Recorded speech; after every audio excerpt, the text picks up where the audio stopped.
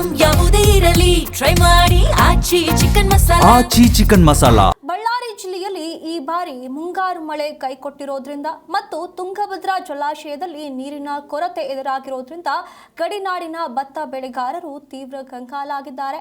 ಈ ಜಲಕ್ಷಾಮಕ್ಕೆ ಈಗ ಪರ್ಯಾಯವಾಗಿ ಸಿರುಗುಪ್ಪ ತಾಲೂಕಿನ ರೈತರು ಈಗ ಸಾಂಪ್ರದಾಯಿಕ ನಾಟಿ ಪದ್ಧತಿಯನ್ನ ಕೈಬಿಟ್ಟು ಕಡಿಮೆ ನೀರಿನಲ್ಲಿ ಬೆಳೆಯಬಹುದಾದ ನೇರ ಕೂರಿಗೆ ಭತ್ತ ಬಿತ್ತನೆಯತ್ತ ಮುಖ ಮಾಡಿದ್ದಾರೆ. ಈಗಾಗಲೇ ಜಿಲ್ಲೆಯ 350ಕ್ಕೂ ಹೆಚ್ಚು ಹೆಕ್ಟೇರ್ ಪ್ರದೇಶದಲ್ಲಿ ನೇರ ಕೂರಿಗೆ ಭತ್ತ ಬಿತ್ತನೆ ಮಾಡಲಾಗಿದ್ದು, ಇದು ಮಳೆ ಕೊರತೆಯಿಂದ ಕಂಗಾಲಾಗಿದ್ದ ಅಚ್ಚುಕಟ್ಟು ಪ್ರದೇಶದ ರೈತರಿಗೆ ಹೊಸ ಆಶಾ ಕಿರಣವಾಗಿ ಮೂಡಿಬಂದಿದೆ.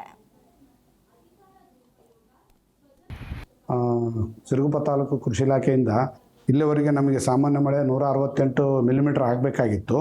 ಅಂದರೆ ಪೂರ್ವ ಮುಂಗಾರದಲ್ಲಿ ಇಲ್ಲಿವರೆಗೆ ನಮಗೆ 201 ಮಿಲಿಮೀಟರ್ ಮಳೆ ಆಗಿದೆ.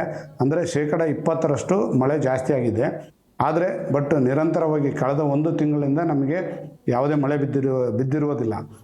ಈ ಒಂದು ಮಳೆ ಜಾಸ್ತಿ ಪ್ರಮಾಣದಲ್ಲಿ ನಮ್ಮಲ್ಲಿ ಒಂದು ದಿನ ಮಿನಿಮಮ್ 45 ಮಿಲಿಮೀಟ್ರಿಂದ 90 ಮಿಲಿಮೀಟರ್ವರೆಗೆ ನಮಗೆ ಇಲ್ಲಿ ಬಿದ್ದಿರೋದ್ರಿಂದ ಈ ಒಂದು ಸಿರುಗುಪ್ಪ ಭಾಗದಲ್ಲಿ ಕಳೆದ 10 ವರ್ಷದಲ್ಲಿ ನಾವು ಕೂರಿಗೆ ಭತ್ತದ ನಾವು ಕೃಷಿ ಇಲಾಖೆಯಿಂದ ರಾಷ್ಟ್ರೀಯ ಆಹಾರ ಭದ್ರತೆ ಯೋಜನೆ ಅಡಿಯಲ್ಲಿ ರೈತರಿಗೆ ನಾವು ಪ್ರೋತ್ಸಾಹ ಮಾಡ್ತಾ ಇದ್ವಿ.